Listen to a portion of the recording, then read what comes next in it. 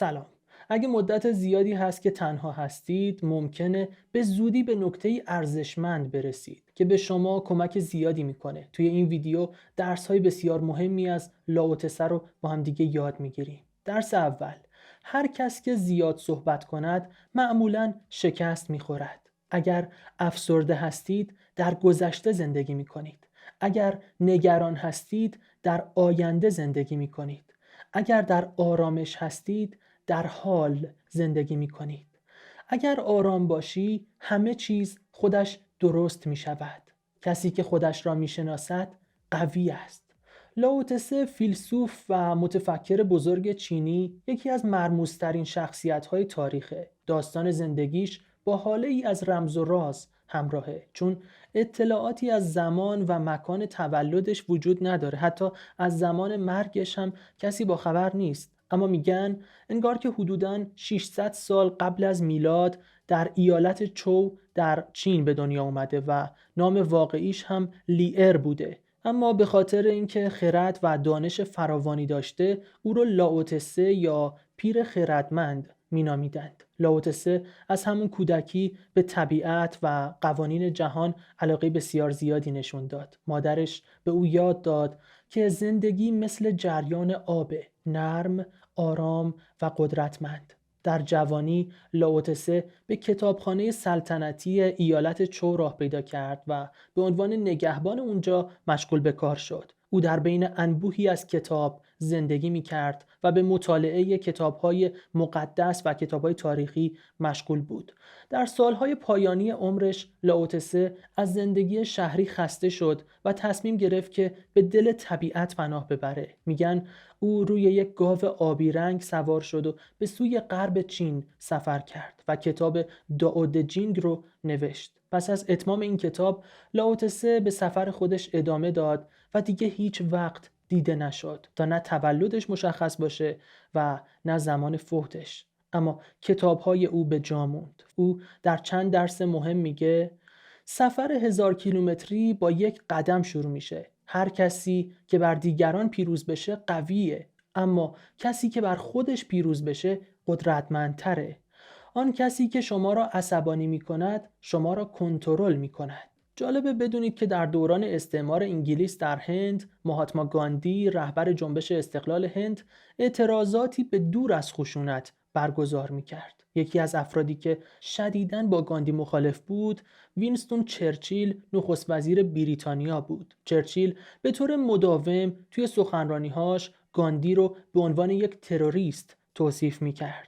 او در رسانه‌ها و حتی در جلسات رسمی از گاندی به عنوان یک فرد بی اهمیت و خطرناک یاد می‌کرد و هدفش این بود که گاندی رو از اهدافش دور کنه و او رو به حاشیه بکشونه. اما گاندی در برابر این صحبت‌ها به طور کاملا متفاوتی واکنش نشون میداد. او هیچ وقت وارد بحث‌های بیفایده یا دعواهای لفظی با چرچیل نشد. گاندی در پاسخ به حملات چرچیل فقط به طور ساده و منطقی بر اصول خودش تاکید می‌کرد و از شیوه‌های اعتراضات غیر خشونت‌آمیز حمایت می‌کرد. چرچیل سعی می‌کرد که با تحریک و عصبانی کردن گاندی او را از مسیر خودش منحرف کنه، اما گاندی آرامشش رو حفظ می‌کرد و به جای اینکه تحت تاثیر حمله‌های چرچیل قرار بگیره، تونست به طور مستمر بر اصول خودش پایبند بمونه و در نهایت هند به استقلال دست پیدا کرد. این خیلی درس مهمیه. آن کسی که شما را عصبانی می‌کند،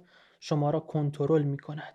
لاوتسه میگه زمانی که مردم زیاد بدانند، مدیریت آنها دشوار می‌شود. اما جمله‌ای که در تیتر ویدیو مشاهده کردید در مورد تنهایی، این که اگه یه مدتی تنها باشیم چه چیزی رو می‌فهمیم. قبل از اینکه بهش بپردازیم، ازتون تقاضا میکنم که روی دکمه سابسکرایب کلیک کنید تا عضو کانال دانشگاه بشید و هم دیگر رو در ادامه گم نکنیم و ویدیوهای بعدی بهتون پیشنهاد بشه. ممنونم. لاوتسه میگه اگر برای مدتی طولانی تنها باشید، به زودی خواهید فهمید که خودتان بهترین رفیق برای خودتان هستید. بیایید یه داستان شگفت‌انگیز رو با هم مرور کنیم. هلن کلر زنی بود که در کودکی شنوایی و بینایی خودش را از دست داد. اما یه اتفاقی افتاد که همه شوکه شدن. هلن کلر دختری بود که در سال 1880 در آمریکا متولد شد. در 19 ماهگی به خاطر یک نوع تب بینایی و شنواییش را از دست داد. این بیماری او رو در دنیایی کاملا خاموش و تاریک فرو برد. او نمیتونست صدای اطرافیانش رو بشنوه و اونها رو تماشا کنه. او از ارتباط با دیگران محروم بود و به همین دلیل در کودکی بیشتر وقتا عصبی و خشمگین بود. ورود آنی سالیوان، معلمی با تجربه، زندگی هلن رو کاملا متفاوت کرد.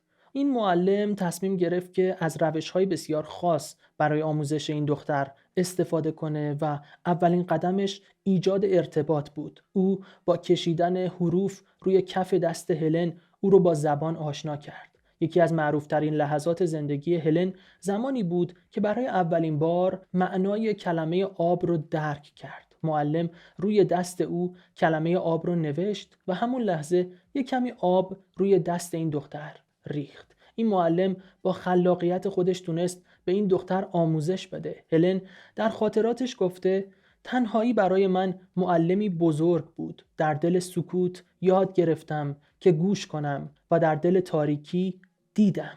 هلن نه تنها تونست خوندن و نوشتن و صحبت کردن رو یاد بگیره، بلکه اولین نابینای ناشنوا بود که از دانشگاه فارغ التحصیل شد. او در طول دوران زندگیش بیش از 14 تا کتاب نوشت، سخنرانی‌های انگیزشی انجام داد و برای حقوق نابینایان و ناشنوایان تلاش کرد. چند درس از انسان‌های خردمند. انیشتین میگه تنهایی برای من بسیار ارزشمند است، زیرا زمانی که تنها هستم می توانم به عمق افکارم دست یابم.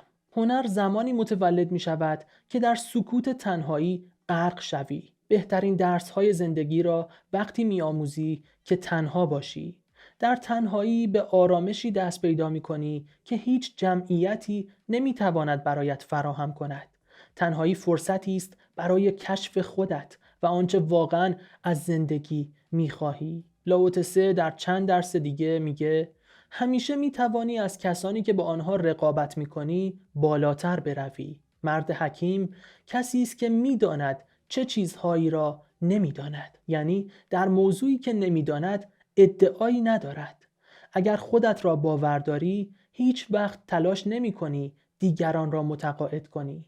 اگر خودت را بپذیری دیگر نیازی به تایید دیگران نخواهی داشت. اگر نگران نظر دیگران باشی همیشه زندانی آنان خواهی بود. کسی که در پی نتیجه فوری است هیچ کاری نمی کند. کسی که کارش را با دقت انجام می دهد شکست نخواهد خورد. کسی که اندازه خود را می شناسد از موقعیتش راضی است. گاهی باید تسلیم شوی تا پیروز شوی. به نظر شما مهمترین درس این ویدیو چی بود؟ لطفاً نظرتون رو بنویسید. چند جا باید سکوت کنیم و هیچ حرفی نزنیم تا همه چی به نفع ما تموم بشه. برای مشاهده این نکات بسیار مهم لطفاً روی این تصویر کلیک کنید. شب و روزتون بخیر، به امید دیدار.